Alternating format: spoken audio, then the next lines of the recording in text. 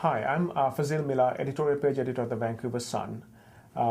Since we are doing a special edition of the Vancouver Sun, edited by His Holiness the Dalai Lama on September 26th, we asked Peter McKnight, our award-winning columnist, to look at kind of the philosophical outlook behind Buddhism. The first question, Peter, I have is, Buddhists do believe that science is something which should be explored and, it's not something to be set aside. In light of that, how do you explain the belief in reincarnation amongst Buddhists? Yeah, that's a good question. It's an interesting issue because, as you say, the Buddhists do express a lot of support for science, deep interest in science, and in fact they hold regular conferences, life and mind conferences, where they invite Nobel laureate scientists, top scientists, to discuss various scientific issues and to try and develop some rapprochement between science and Buddhism. But the interesting question is, how on earth could Buddhists who have interest in science and support science believe in something like reincarnation?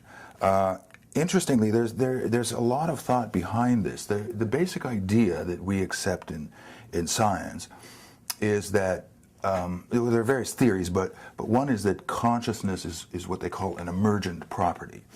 That is emergent from? Well, in this case, emerging from a complex neural network, okay, our neurons.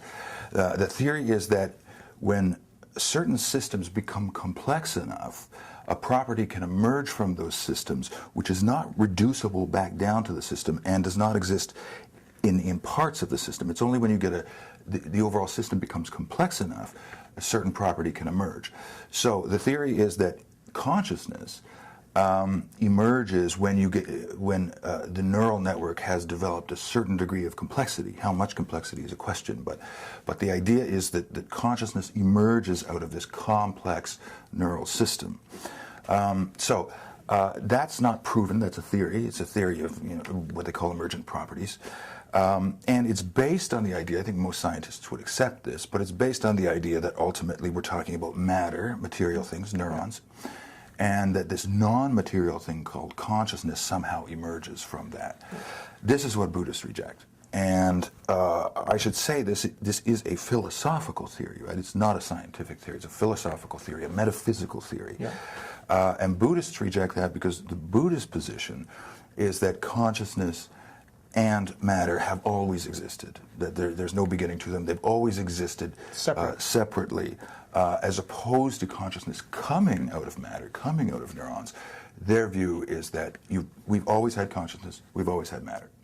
Now, if that's the case, it would stand to reason that it would be possible that this free-floating consciousness that exists in the universe could migrate into various matters. So it could exist in one person as your consciousness, and then 100 years later, that consciousness would continue to exist, would not end upon the end of a person's life, and could end up in some other matter. How do you prove that? Mind.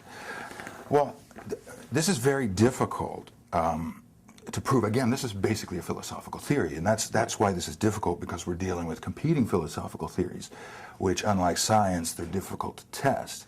However, there is a way to actually test this. It would be very difficult because you'd have a lot of variables you would need to control. But the basic idea here, and it has been suggested, is that if we could show that certain people can remember things, recollect things, have knowledge of things that they could not possibly have learned in this life, that would not be proof of reincarnation, of course, but it would suggest that something's going on. We would need to explain how is it these people could have knowledge that they couldn't have gained. Now, that's difficult to do, as I say, because you'd have to essentially control for everything people have learned in their lives. Often people will learn things and forget they learned them, but nevertheless they learned it in this life. But if there were a way in which they could recount quite specific events or places or things that there's no way they could have knowledge of it, that would stand in need of explanation, and it would at least lend support to the idea that they must have learned this in some other life, or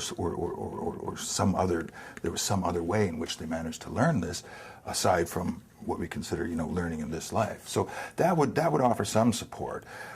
And as I understand it, there is at least one psychologist that has done a little research on this. But there's very, very little done. I think it's certainly a worthwhile idea to pursue. If, again, we could control the variables, it would be very interesting kind of research. Do you believe in reincarnation? After having read no. the book? No, I happen to subscribe to the idea of consciousness being an emergent theory. Perhaps this suggests my own materialist bias. That could be. I just find it hard to believe that we have free-floating consciousness that can exist apart from matter, apart from neurons. Because we know this much. We know that if you stimulate parts of a person's brain, they have certain kinds of subjective experiences, certain kinds of experiences, consciousness. So that suggests at the very least that there is a relationship, there's an association certainly between neurons and consciousness. It doesn't mean that the neurons are actually producing it, that's true. But it suggests there's a relationship. And I just, myself, I cannot get over the hump that consciousness can exist, that it does exist completely apart from matter. Thank you, Peter. For a 2,000-word essay on explaining this complex topic, you should pick up the copy of the Vancouver Sun on September 26th. This is this Saturday, because it's a special issue of the Sun edited by the Dalai Lama. Thank you.